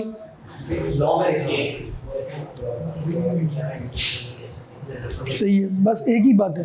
वो तीनों चीजें आर्टिकल से उसको निकालनी पड़ेंगी, प्रोहिबिशन, नंबर ऑफ मेंबर और रिस्ट्रिक्शन, जब जाके वो जो है करवा सकती है अपने आप को लिस्ट। सही बोला आपने, लेकिन अगेन कंप्लीटनेस नहीं दिया आंसर में। अनलाइक प्राइवेट कंपनीज जो कह भी रहा है, which are forbidden to invite subscription from the general public. Clear है? पढ़ लो इसको एक दफा, पढ़ लो इसको। अब्दुल्ला पढ़ लिया? अब पढ़ते हैं on the basis of liability. On the basis of liability क्या है जी? ऑन द बेसिस लायबिलिटी पढ़ेंगे, फिर इससे कनेक्ट करेंगे। देखो ये हमारा लास्ट टॉपिक है on the basis of liability. फिर मैं इससे आपको कनेक्ट करना सिखाऊंगा कि किस तरह कनेक्ट करते हैं, देखते हैं कौन सा बच्चा सही जवाब देता है। अब्दुल्ला तुमने आखिर में सही देना पड़ेगा, ये लोग नहीं दे पाए जवाब। अब्दुल्ला तुम इस दफा सुधर जाओ कि तुम्हारा पेपर इस दफा निकल जाए। सही है, घर वाले तो नहीं सुधार पाते ना किसी को भी यार, खुद सुधरता है बंदा। अच्छा, on the basis of liability पढ़ते हैं। On the basis of liability में 3 तरह की कंपनियां बता रहा है। सबसे पहले कह रहा है कंपनी लिमिटेड। आप देखो यहाँ पे फोकस बढ़ा देना, मैं सवाल पूछूंगा, ये जब तक खत्म नहीं होगा जब तक छुट्टी नहीं है। Company limited by shares, number 1 हो गई। नंबर 2 इसके अंदर क्या कह रहे हैं, कंपनी लिमिटेड बाय गारंटी। सही है। नंबर 3 में क्या कह रहे हैं, unlimited company. Company limited by guarantee से स्टार्ट करते हैं। कंपनी लिमिटेड बाय गारंटी कौन सी कंपनी होती है? यहाँ एक जो है, अगेन मैं सिर्फ पहले ब्रीफ कर रहा हूँ, एक करके ब्रीफ कर देता हूँ, फिर इसको किताब से पढ़ते हैं। तो लिमिटेड बाय शेयर से स्टार्ट करते हैं। लिमिटेड बाय शेयर खुद इटसेल्फ एक वर्ड बता रहा है कि यहाँ जो है आपकी लायबिलिटी जो है लिमिटेड होगी up to the amount of face value of the share capital. आप लोगों ने बचपन से अकाउंट्स बना रहे हैं, सही है। अगर नहीं भी बना रहे, इंटरमीडिएट आप लोगों का अगर या 11वीं वगैरह से नहीं था, कॉमर्स का नहीं था, यहाँ आके सबने बना लिए होंगे। एक फिगर आप लोग बैलेंस शीट में लिखते हैं, इक्विटी के अंदर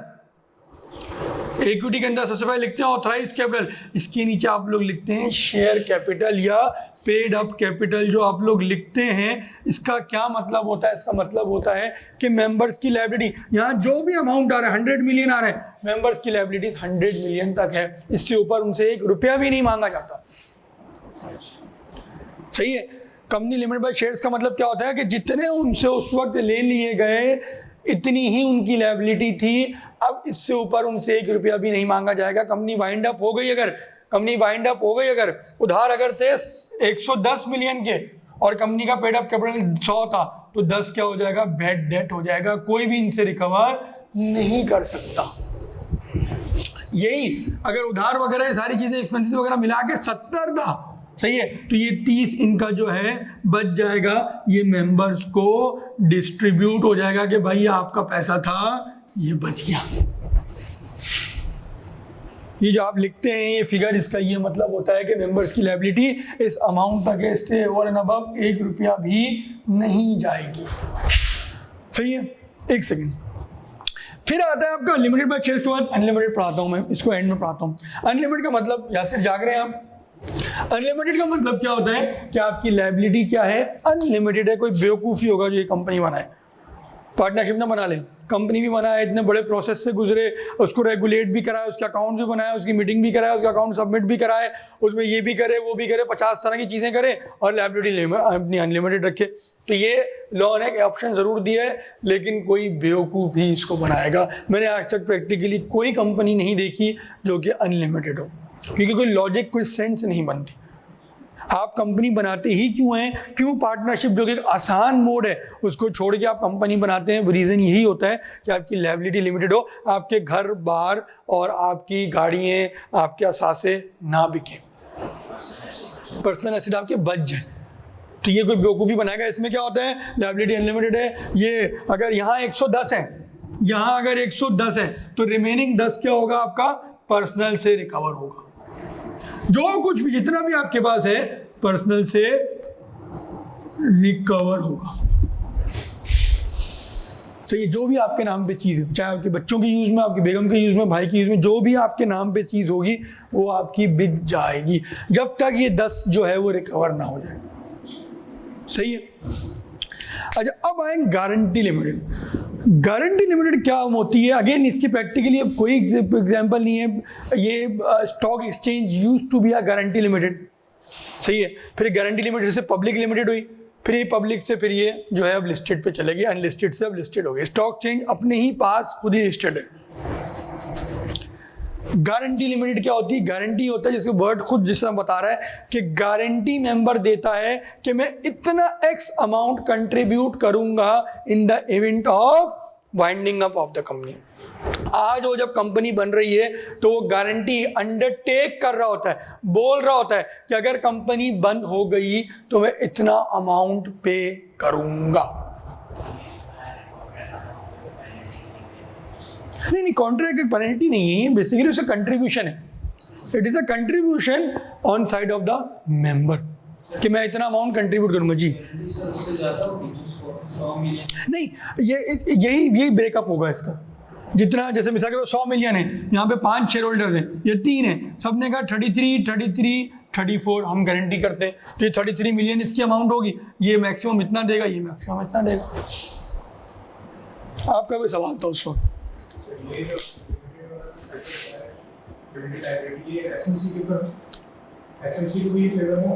सिंगल मेंबर कंपनी, हाँ, जब भी तो कंपनी बना रहे हो, सिर्फ सोल प्रोप्राइटर नहीं बन जाता।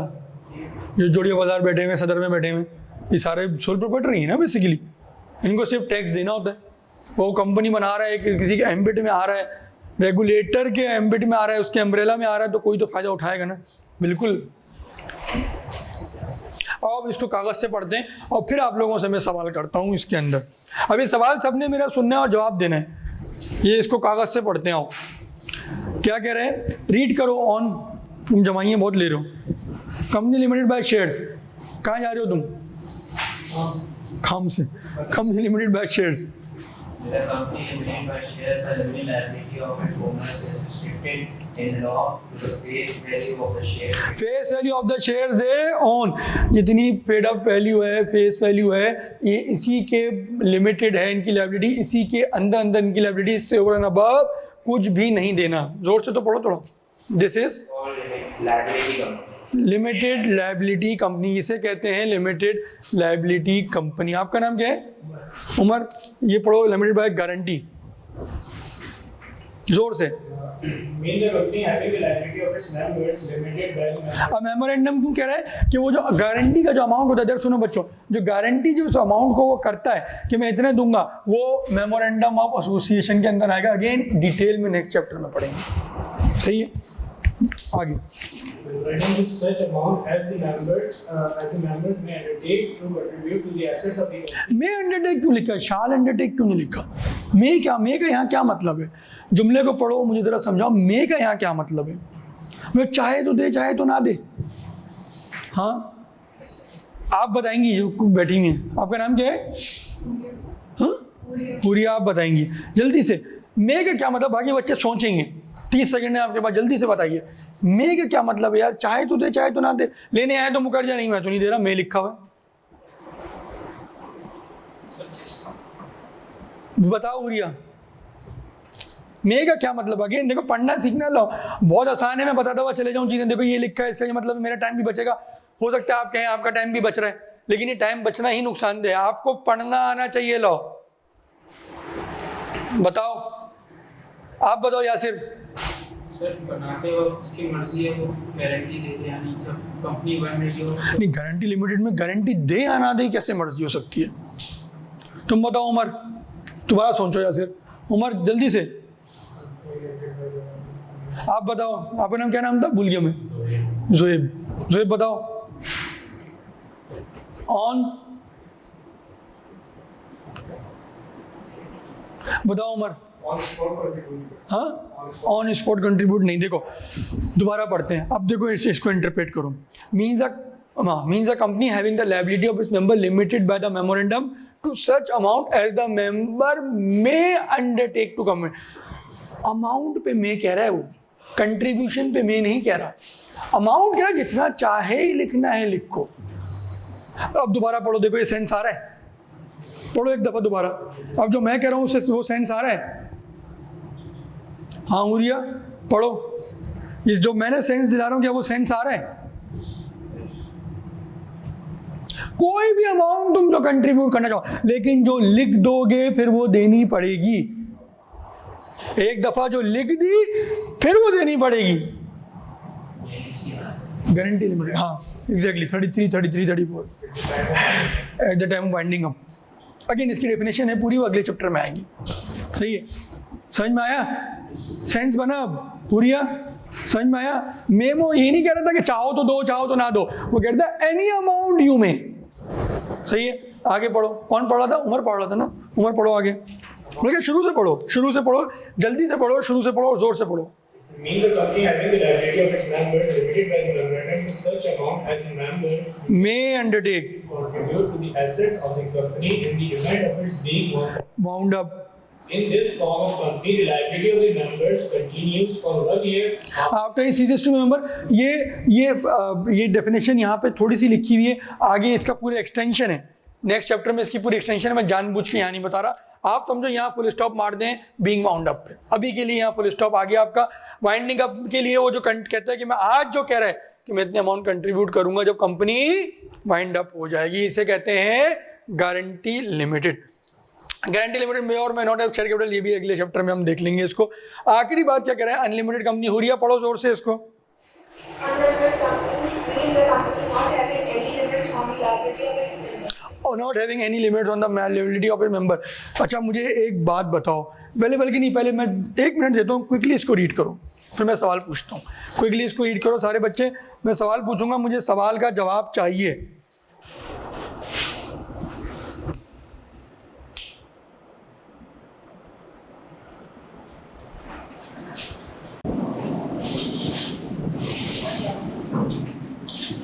इस सवाल के जवाब पे हम क्लास को एंड करेंगे, देखते हैं कितना अच्छा समझा। अब्दुल्ला तुम सीरियस हो जाओ, सवाल पढ़ो उसको। क्या देखते हैं कि आप लोग कितना पढ़ समझ पाए। पहला मैं तुमसे ही पूछूंगा, स्टार्ट तुमसे ही करूंगा, ताकि तुम ये ना बोलो जो उसने बोला है वो सही बोला है। सही है, स्टार्ट तुमसे ही करूंगा मैं। नहीं कोई बात नहीं थे, तुम तो पिछले 6 महीनों से मौजूद हो।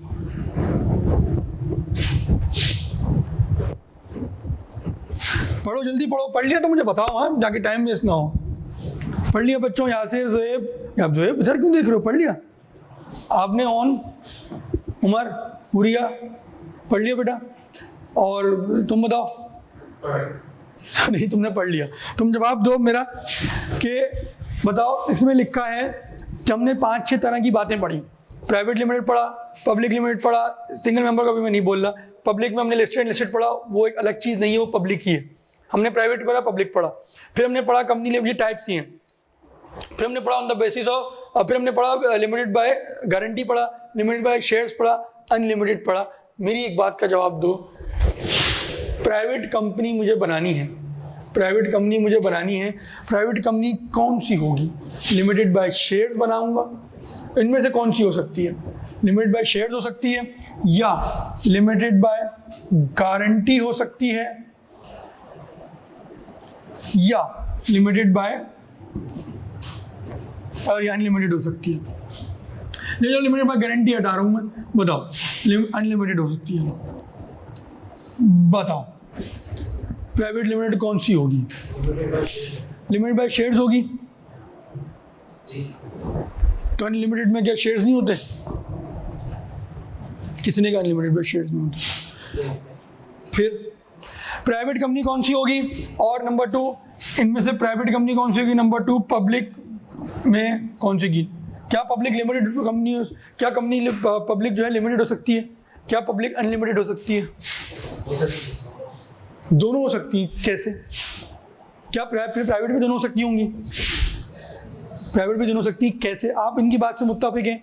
ये कह रहे हैं आप प्राइवेट बनाएं, अजीब सी बात कर रहे हैं, कह रहे हैं प्राइवेट बनाएंगे तो लिमिटेड भी हो सकती है, अनलिमिटेड भी हो सकती है। पब्लिक बनाएंगे तो लिमिटेड भी हो सकती है, अनलिमिटेड हो सकती है, अनलिमिटेड भी हो सकती है। ऐसे कैसे हो सकता है? वो भी एक टाइप है, ये भी एक टाइप है, ये भी एक टाइप है, ये भी एक टाइप है ना, ये भी एक टाइप, हमने एक अलग कैटेगरी में पढ़ी, ये भी एक टाइप है। वो कह रहे हैं ये टाइप ये भी हो सकती है, ये टाइप ये भी हो सकती है। How is it possible?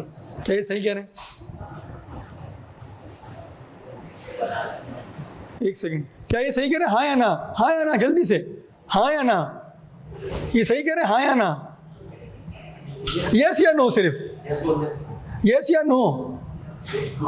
No, आप बताएं यस या नो? सही है? क्यों सही है? सर ये स्टेटस और ये उसी के लिहाज से बात कर रहे हैं ना, प्राइवेट और पब्लिक के हिसाब से इन तीनों में ही आ रहा है ना।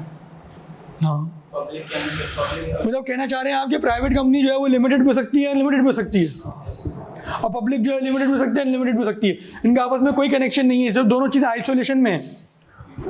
आप बोलिए। हाँ, तो कह तो टाइप ऑफ कंपनी रहा है ना, दोनों भी हो सकती हैं। आप जवाब दीजिए उरिया।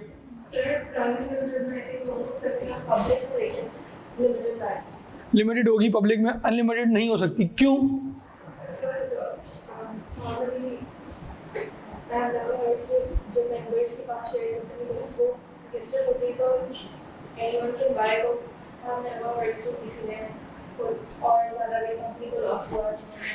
सही है, लॉजिक से प्रैक्टिकल चीज से कंपेयर किया। अगेन तुम बताओ, किसने कहा? जो बता दो, उंगली रख दो, इसने सही कहा, इसने सही कहा, इसने सही कहा, इन्होंने सही कहा। अच्छा, ये जो आप तकरीबन जो सबने कहा वो सही कहा बिल्कुल। प्राइवेट कंपनी जो है वो लिमिटेड भी हो सकती है, लिमिटेड भी हो सकती है, इन दोनों का आपस में कोई कनेक्शन नहीं है।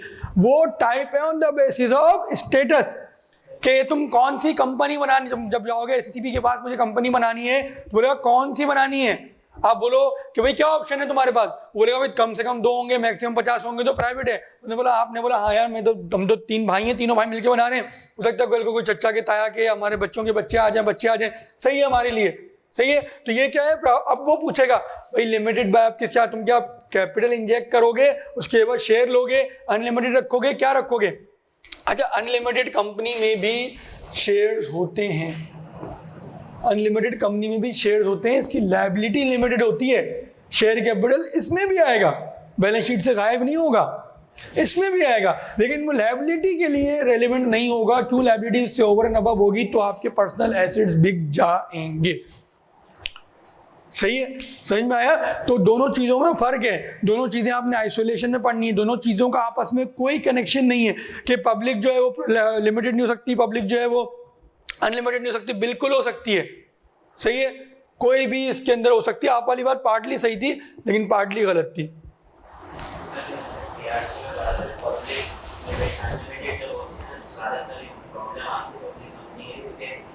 एक शेयर होल्डर के पास आप जाओ और उसके पास जाके उसकी पर्सनल एसेट्स, जैसे आप पाकिस्तान में पब्लिक लिमिटेड और दुबई में उसका शेयर होल्डर है, तो वहाँ पर उसके पास जाके आप उसके पर्सनल एसेट्स अपना लायबिलिटी पूरी करो, तो ये पॉसिबल नहीं, लाइबिलिटी ऑफ पर्सन पूरी थोड़ी करनी होती है, ये तो जब पूरी करेंगे ना जब खुदा ना खास्ता कंपनी वाइंड अप हो रही है, ये पॉसिबल। ये तो रहेगी जाहिर सी बात है। वाइंडिंग अप है, वाइंडिंग अप है, वो तो आपको पकड़ के लाना पड़ेगा, FIA वाले पकड़ेंगे उसको, कोई भी इदारा पुलिस पकड़ के लाएगी, तो जाहिर सी बात है वैसे थोड़ी वो खुद आके थोड़ी देगा ये लो यार ये मेरे गाड़ी है, ये ले लीजिए, मेरे घर के कागजात हैं, ले लीजिए, मुझे कंगाल कर दीजिए, कोई भी ऐसा नहीं आएगा आपके पास, तो आपको पकड़ना पड़ेगा, आपके इदारे पकड़ेंगे।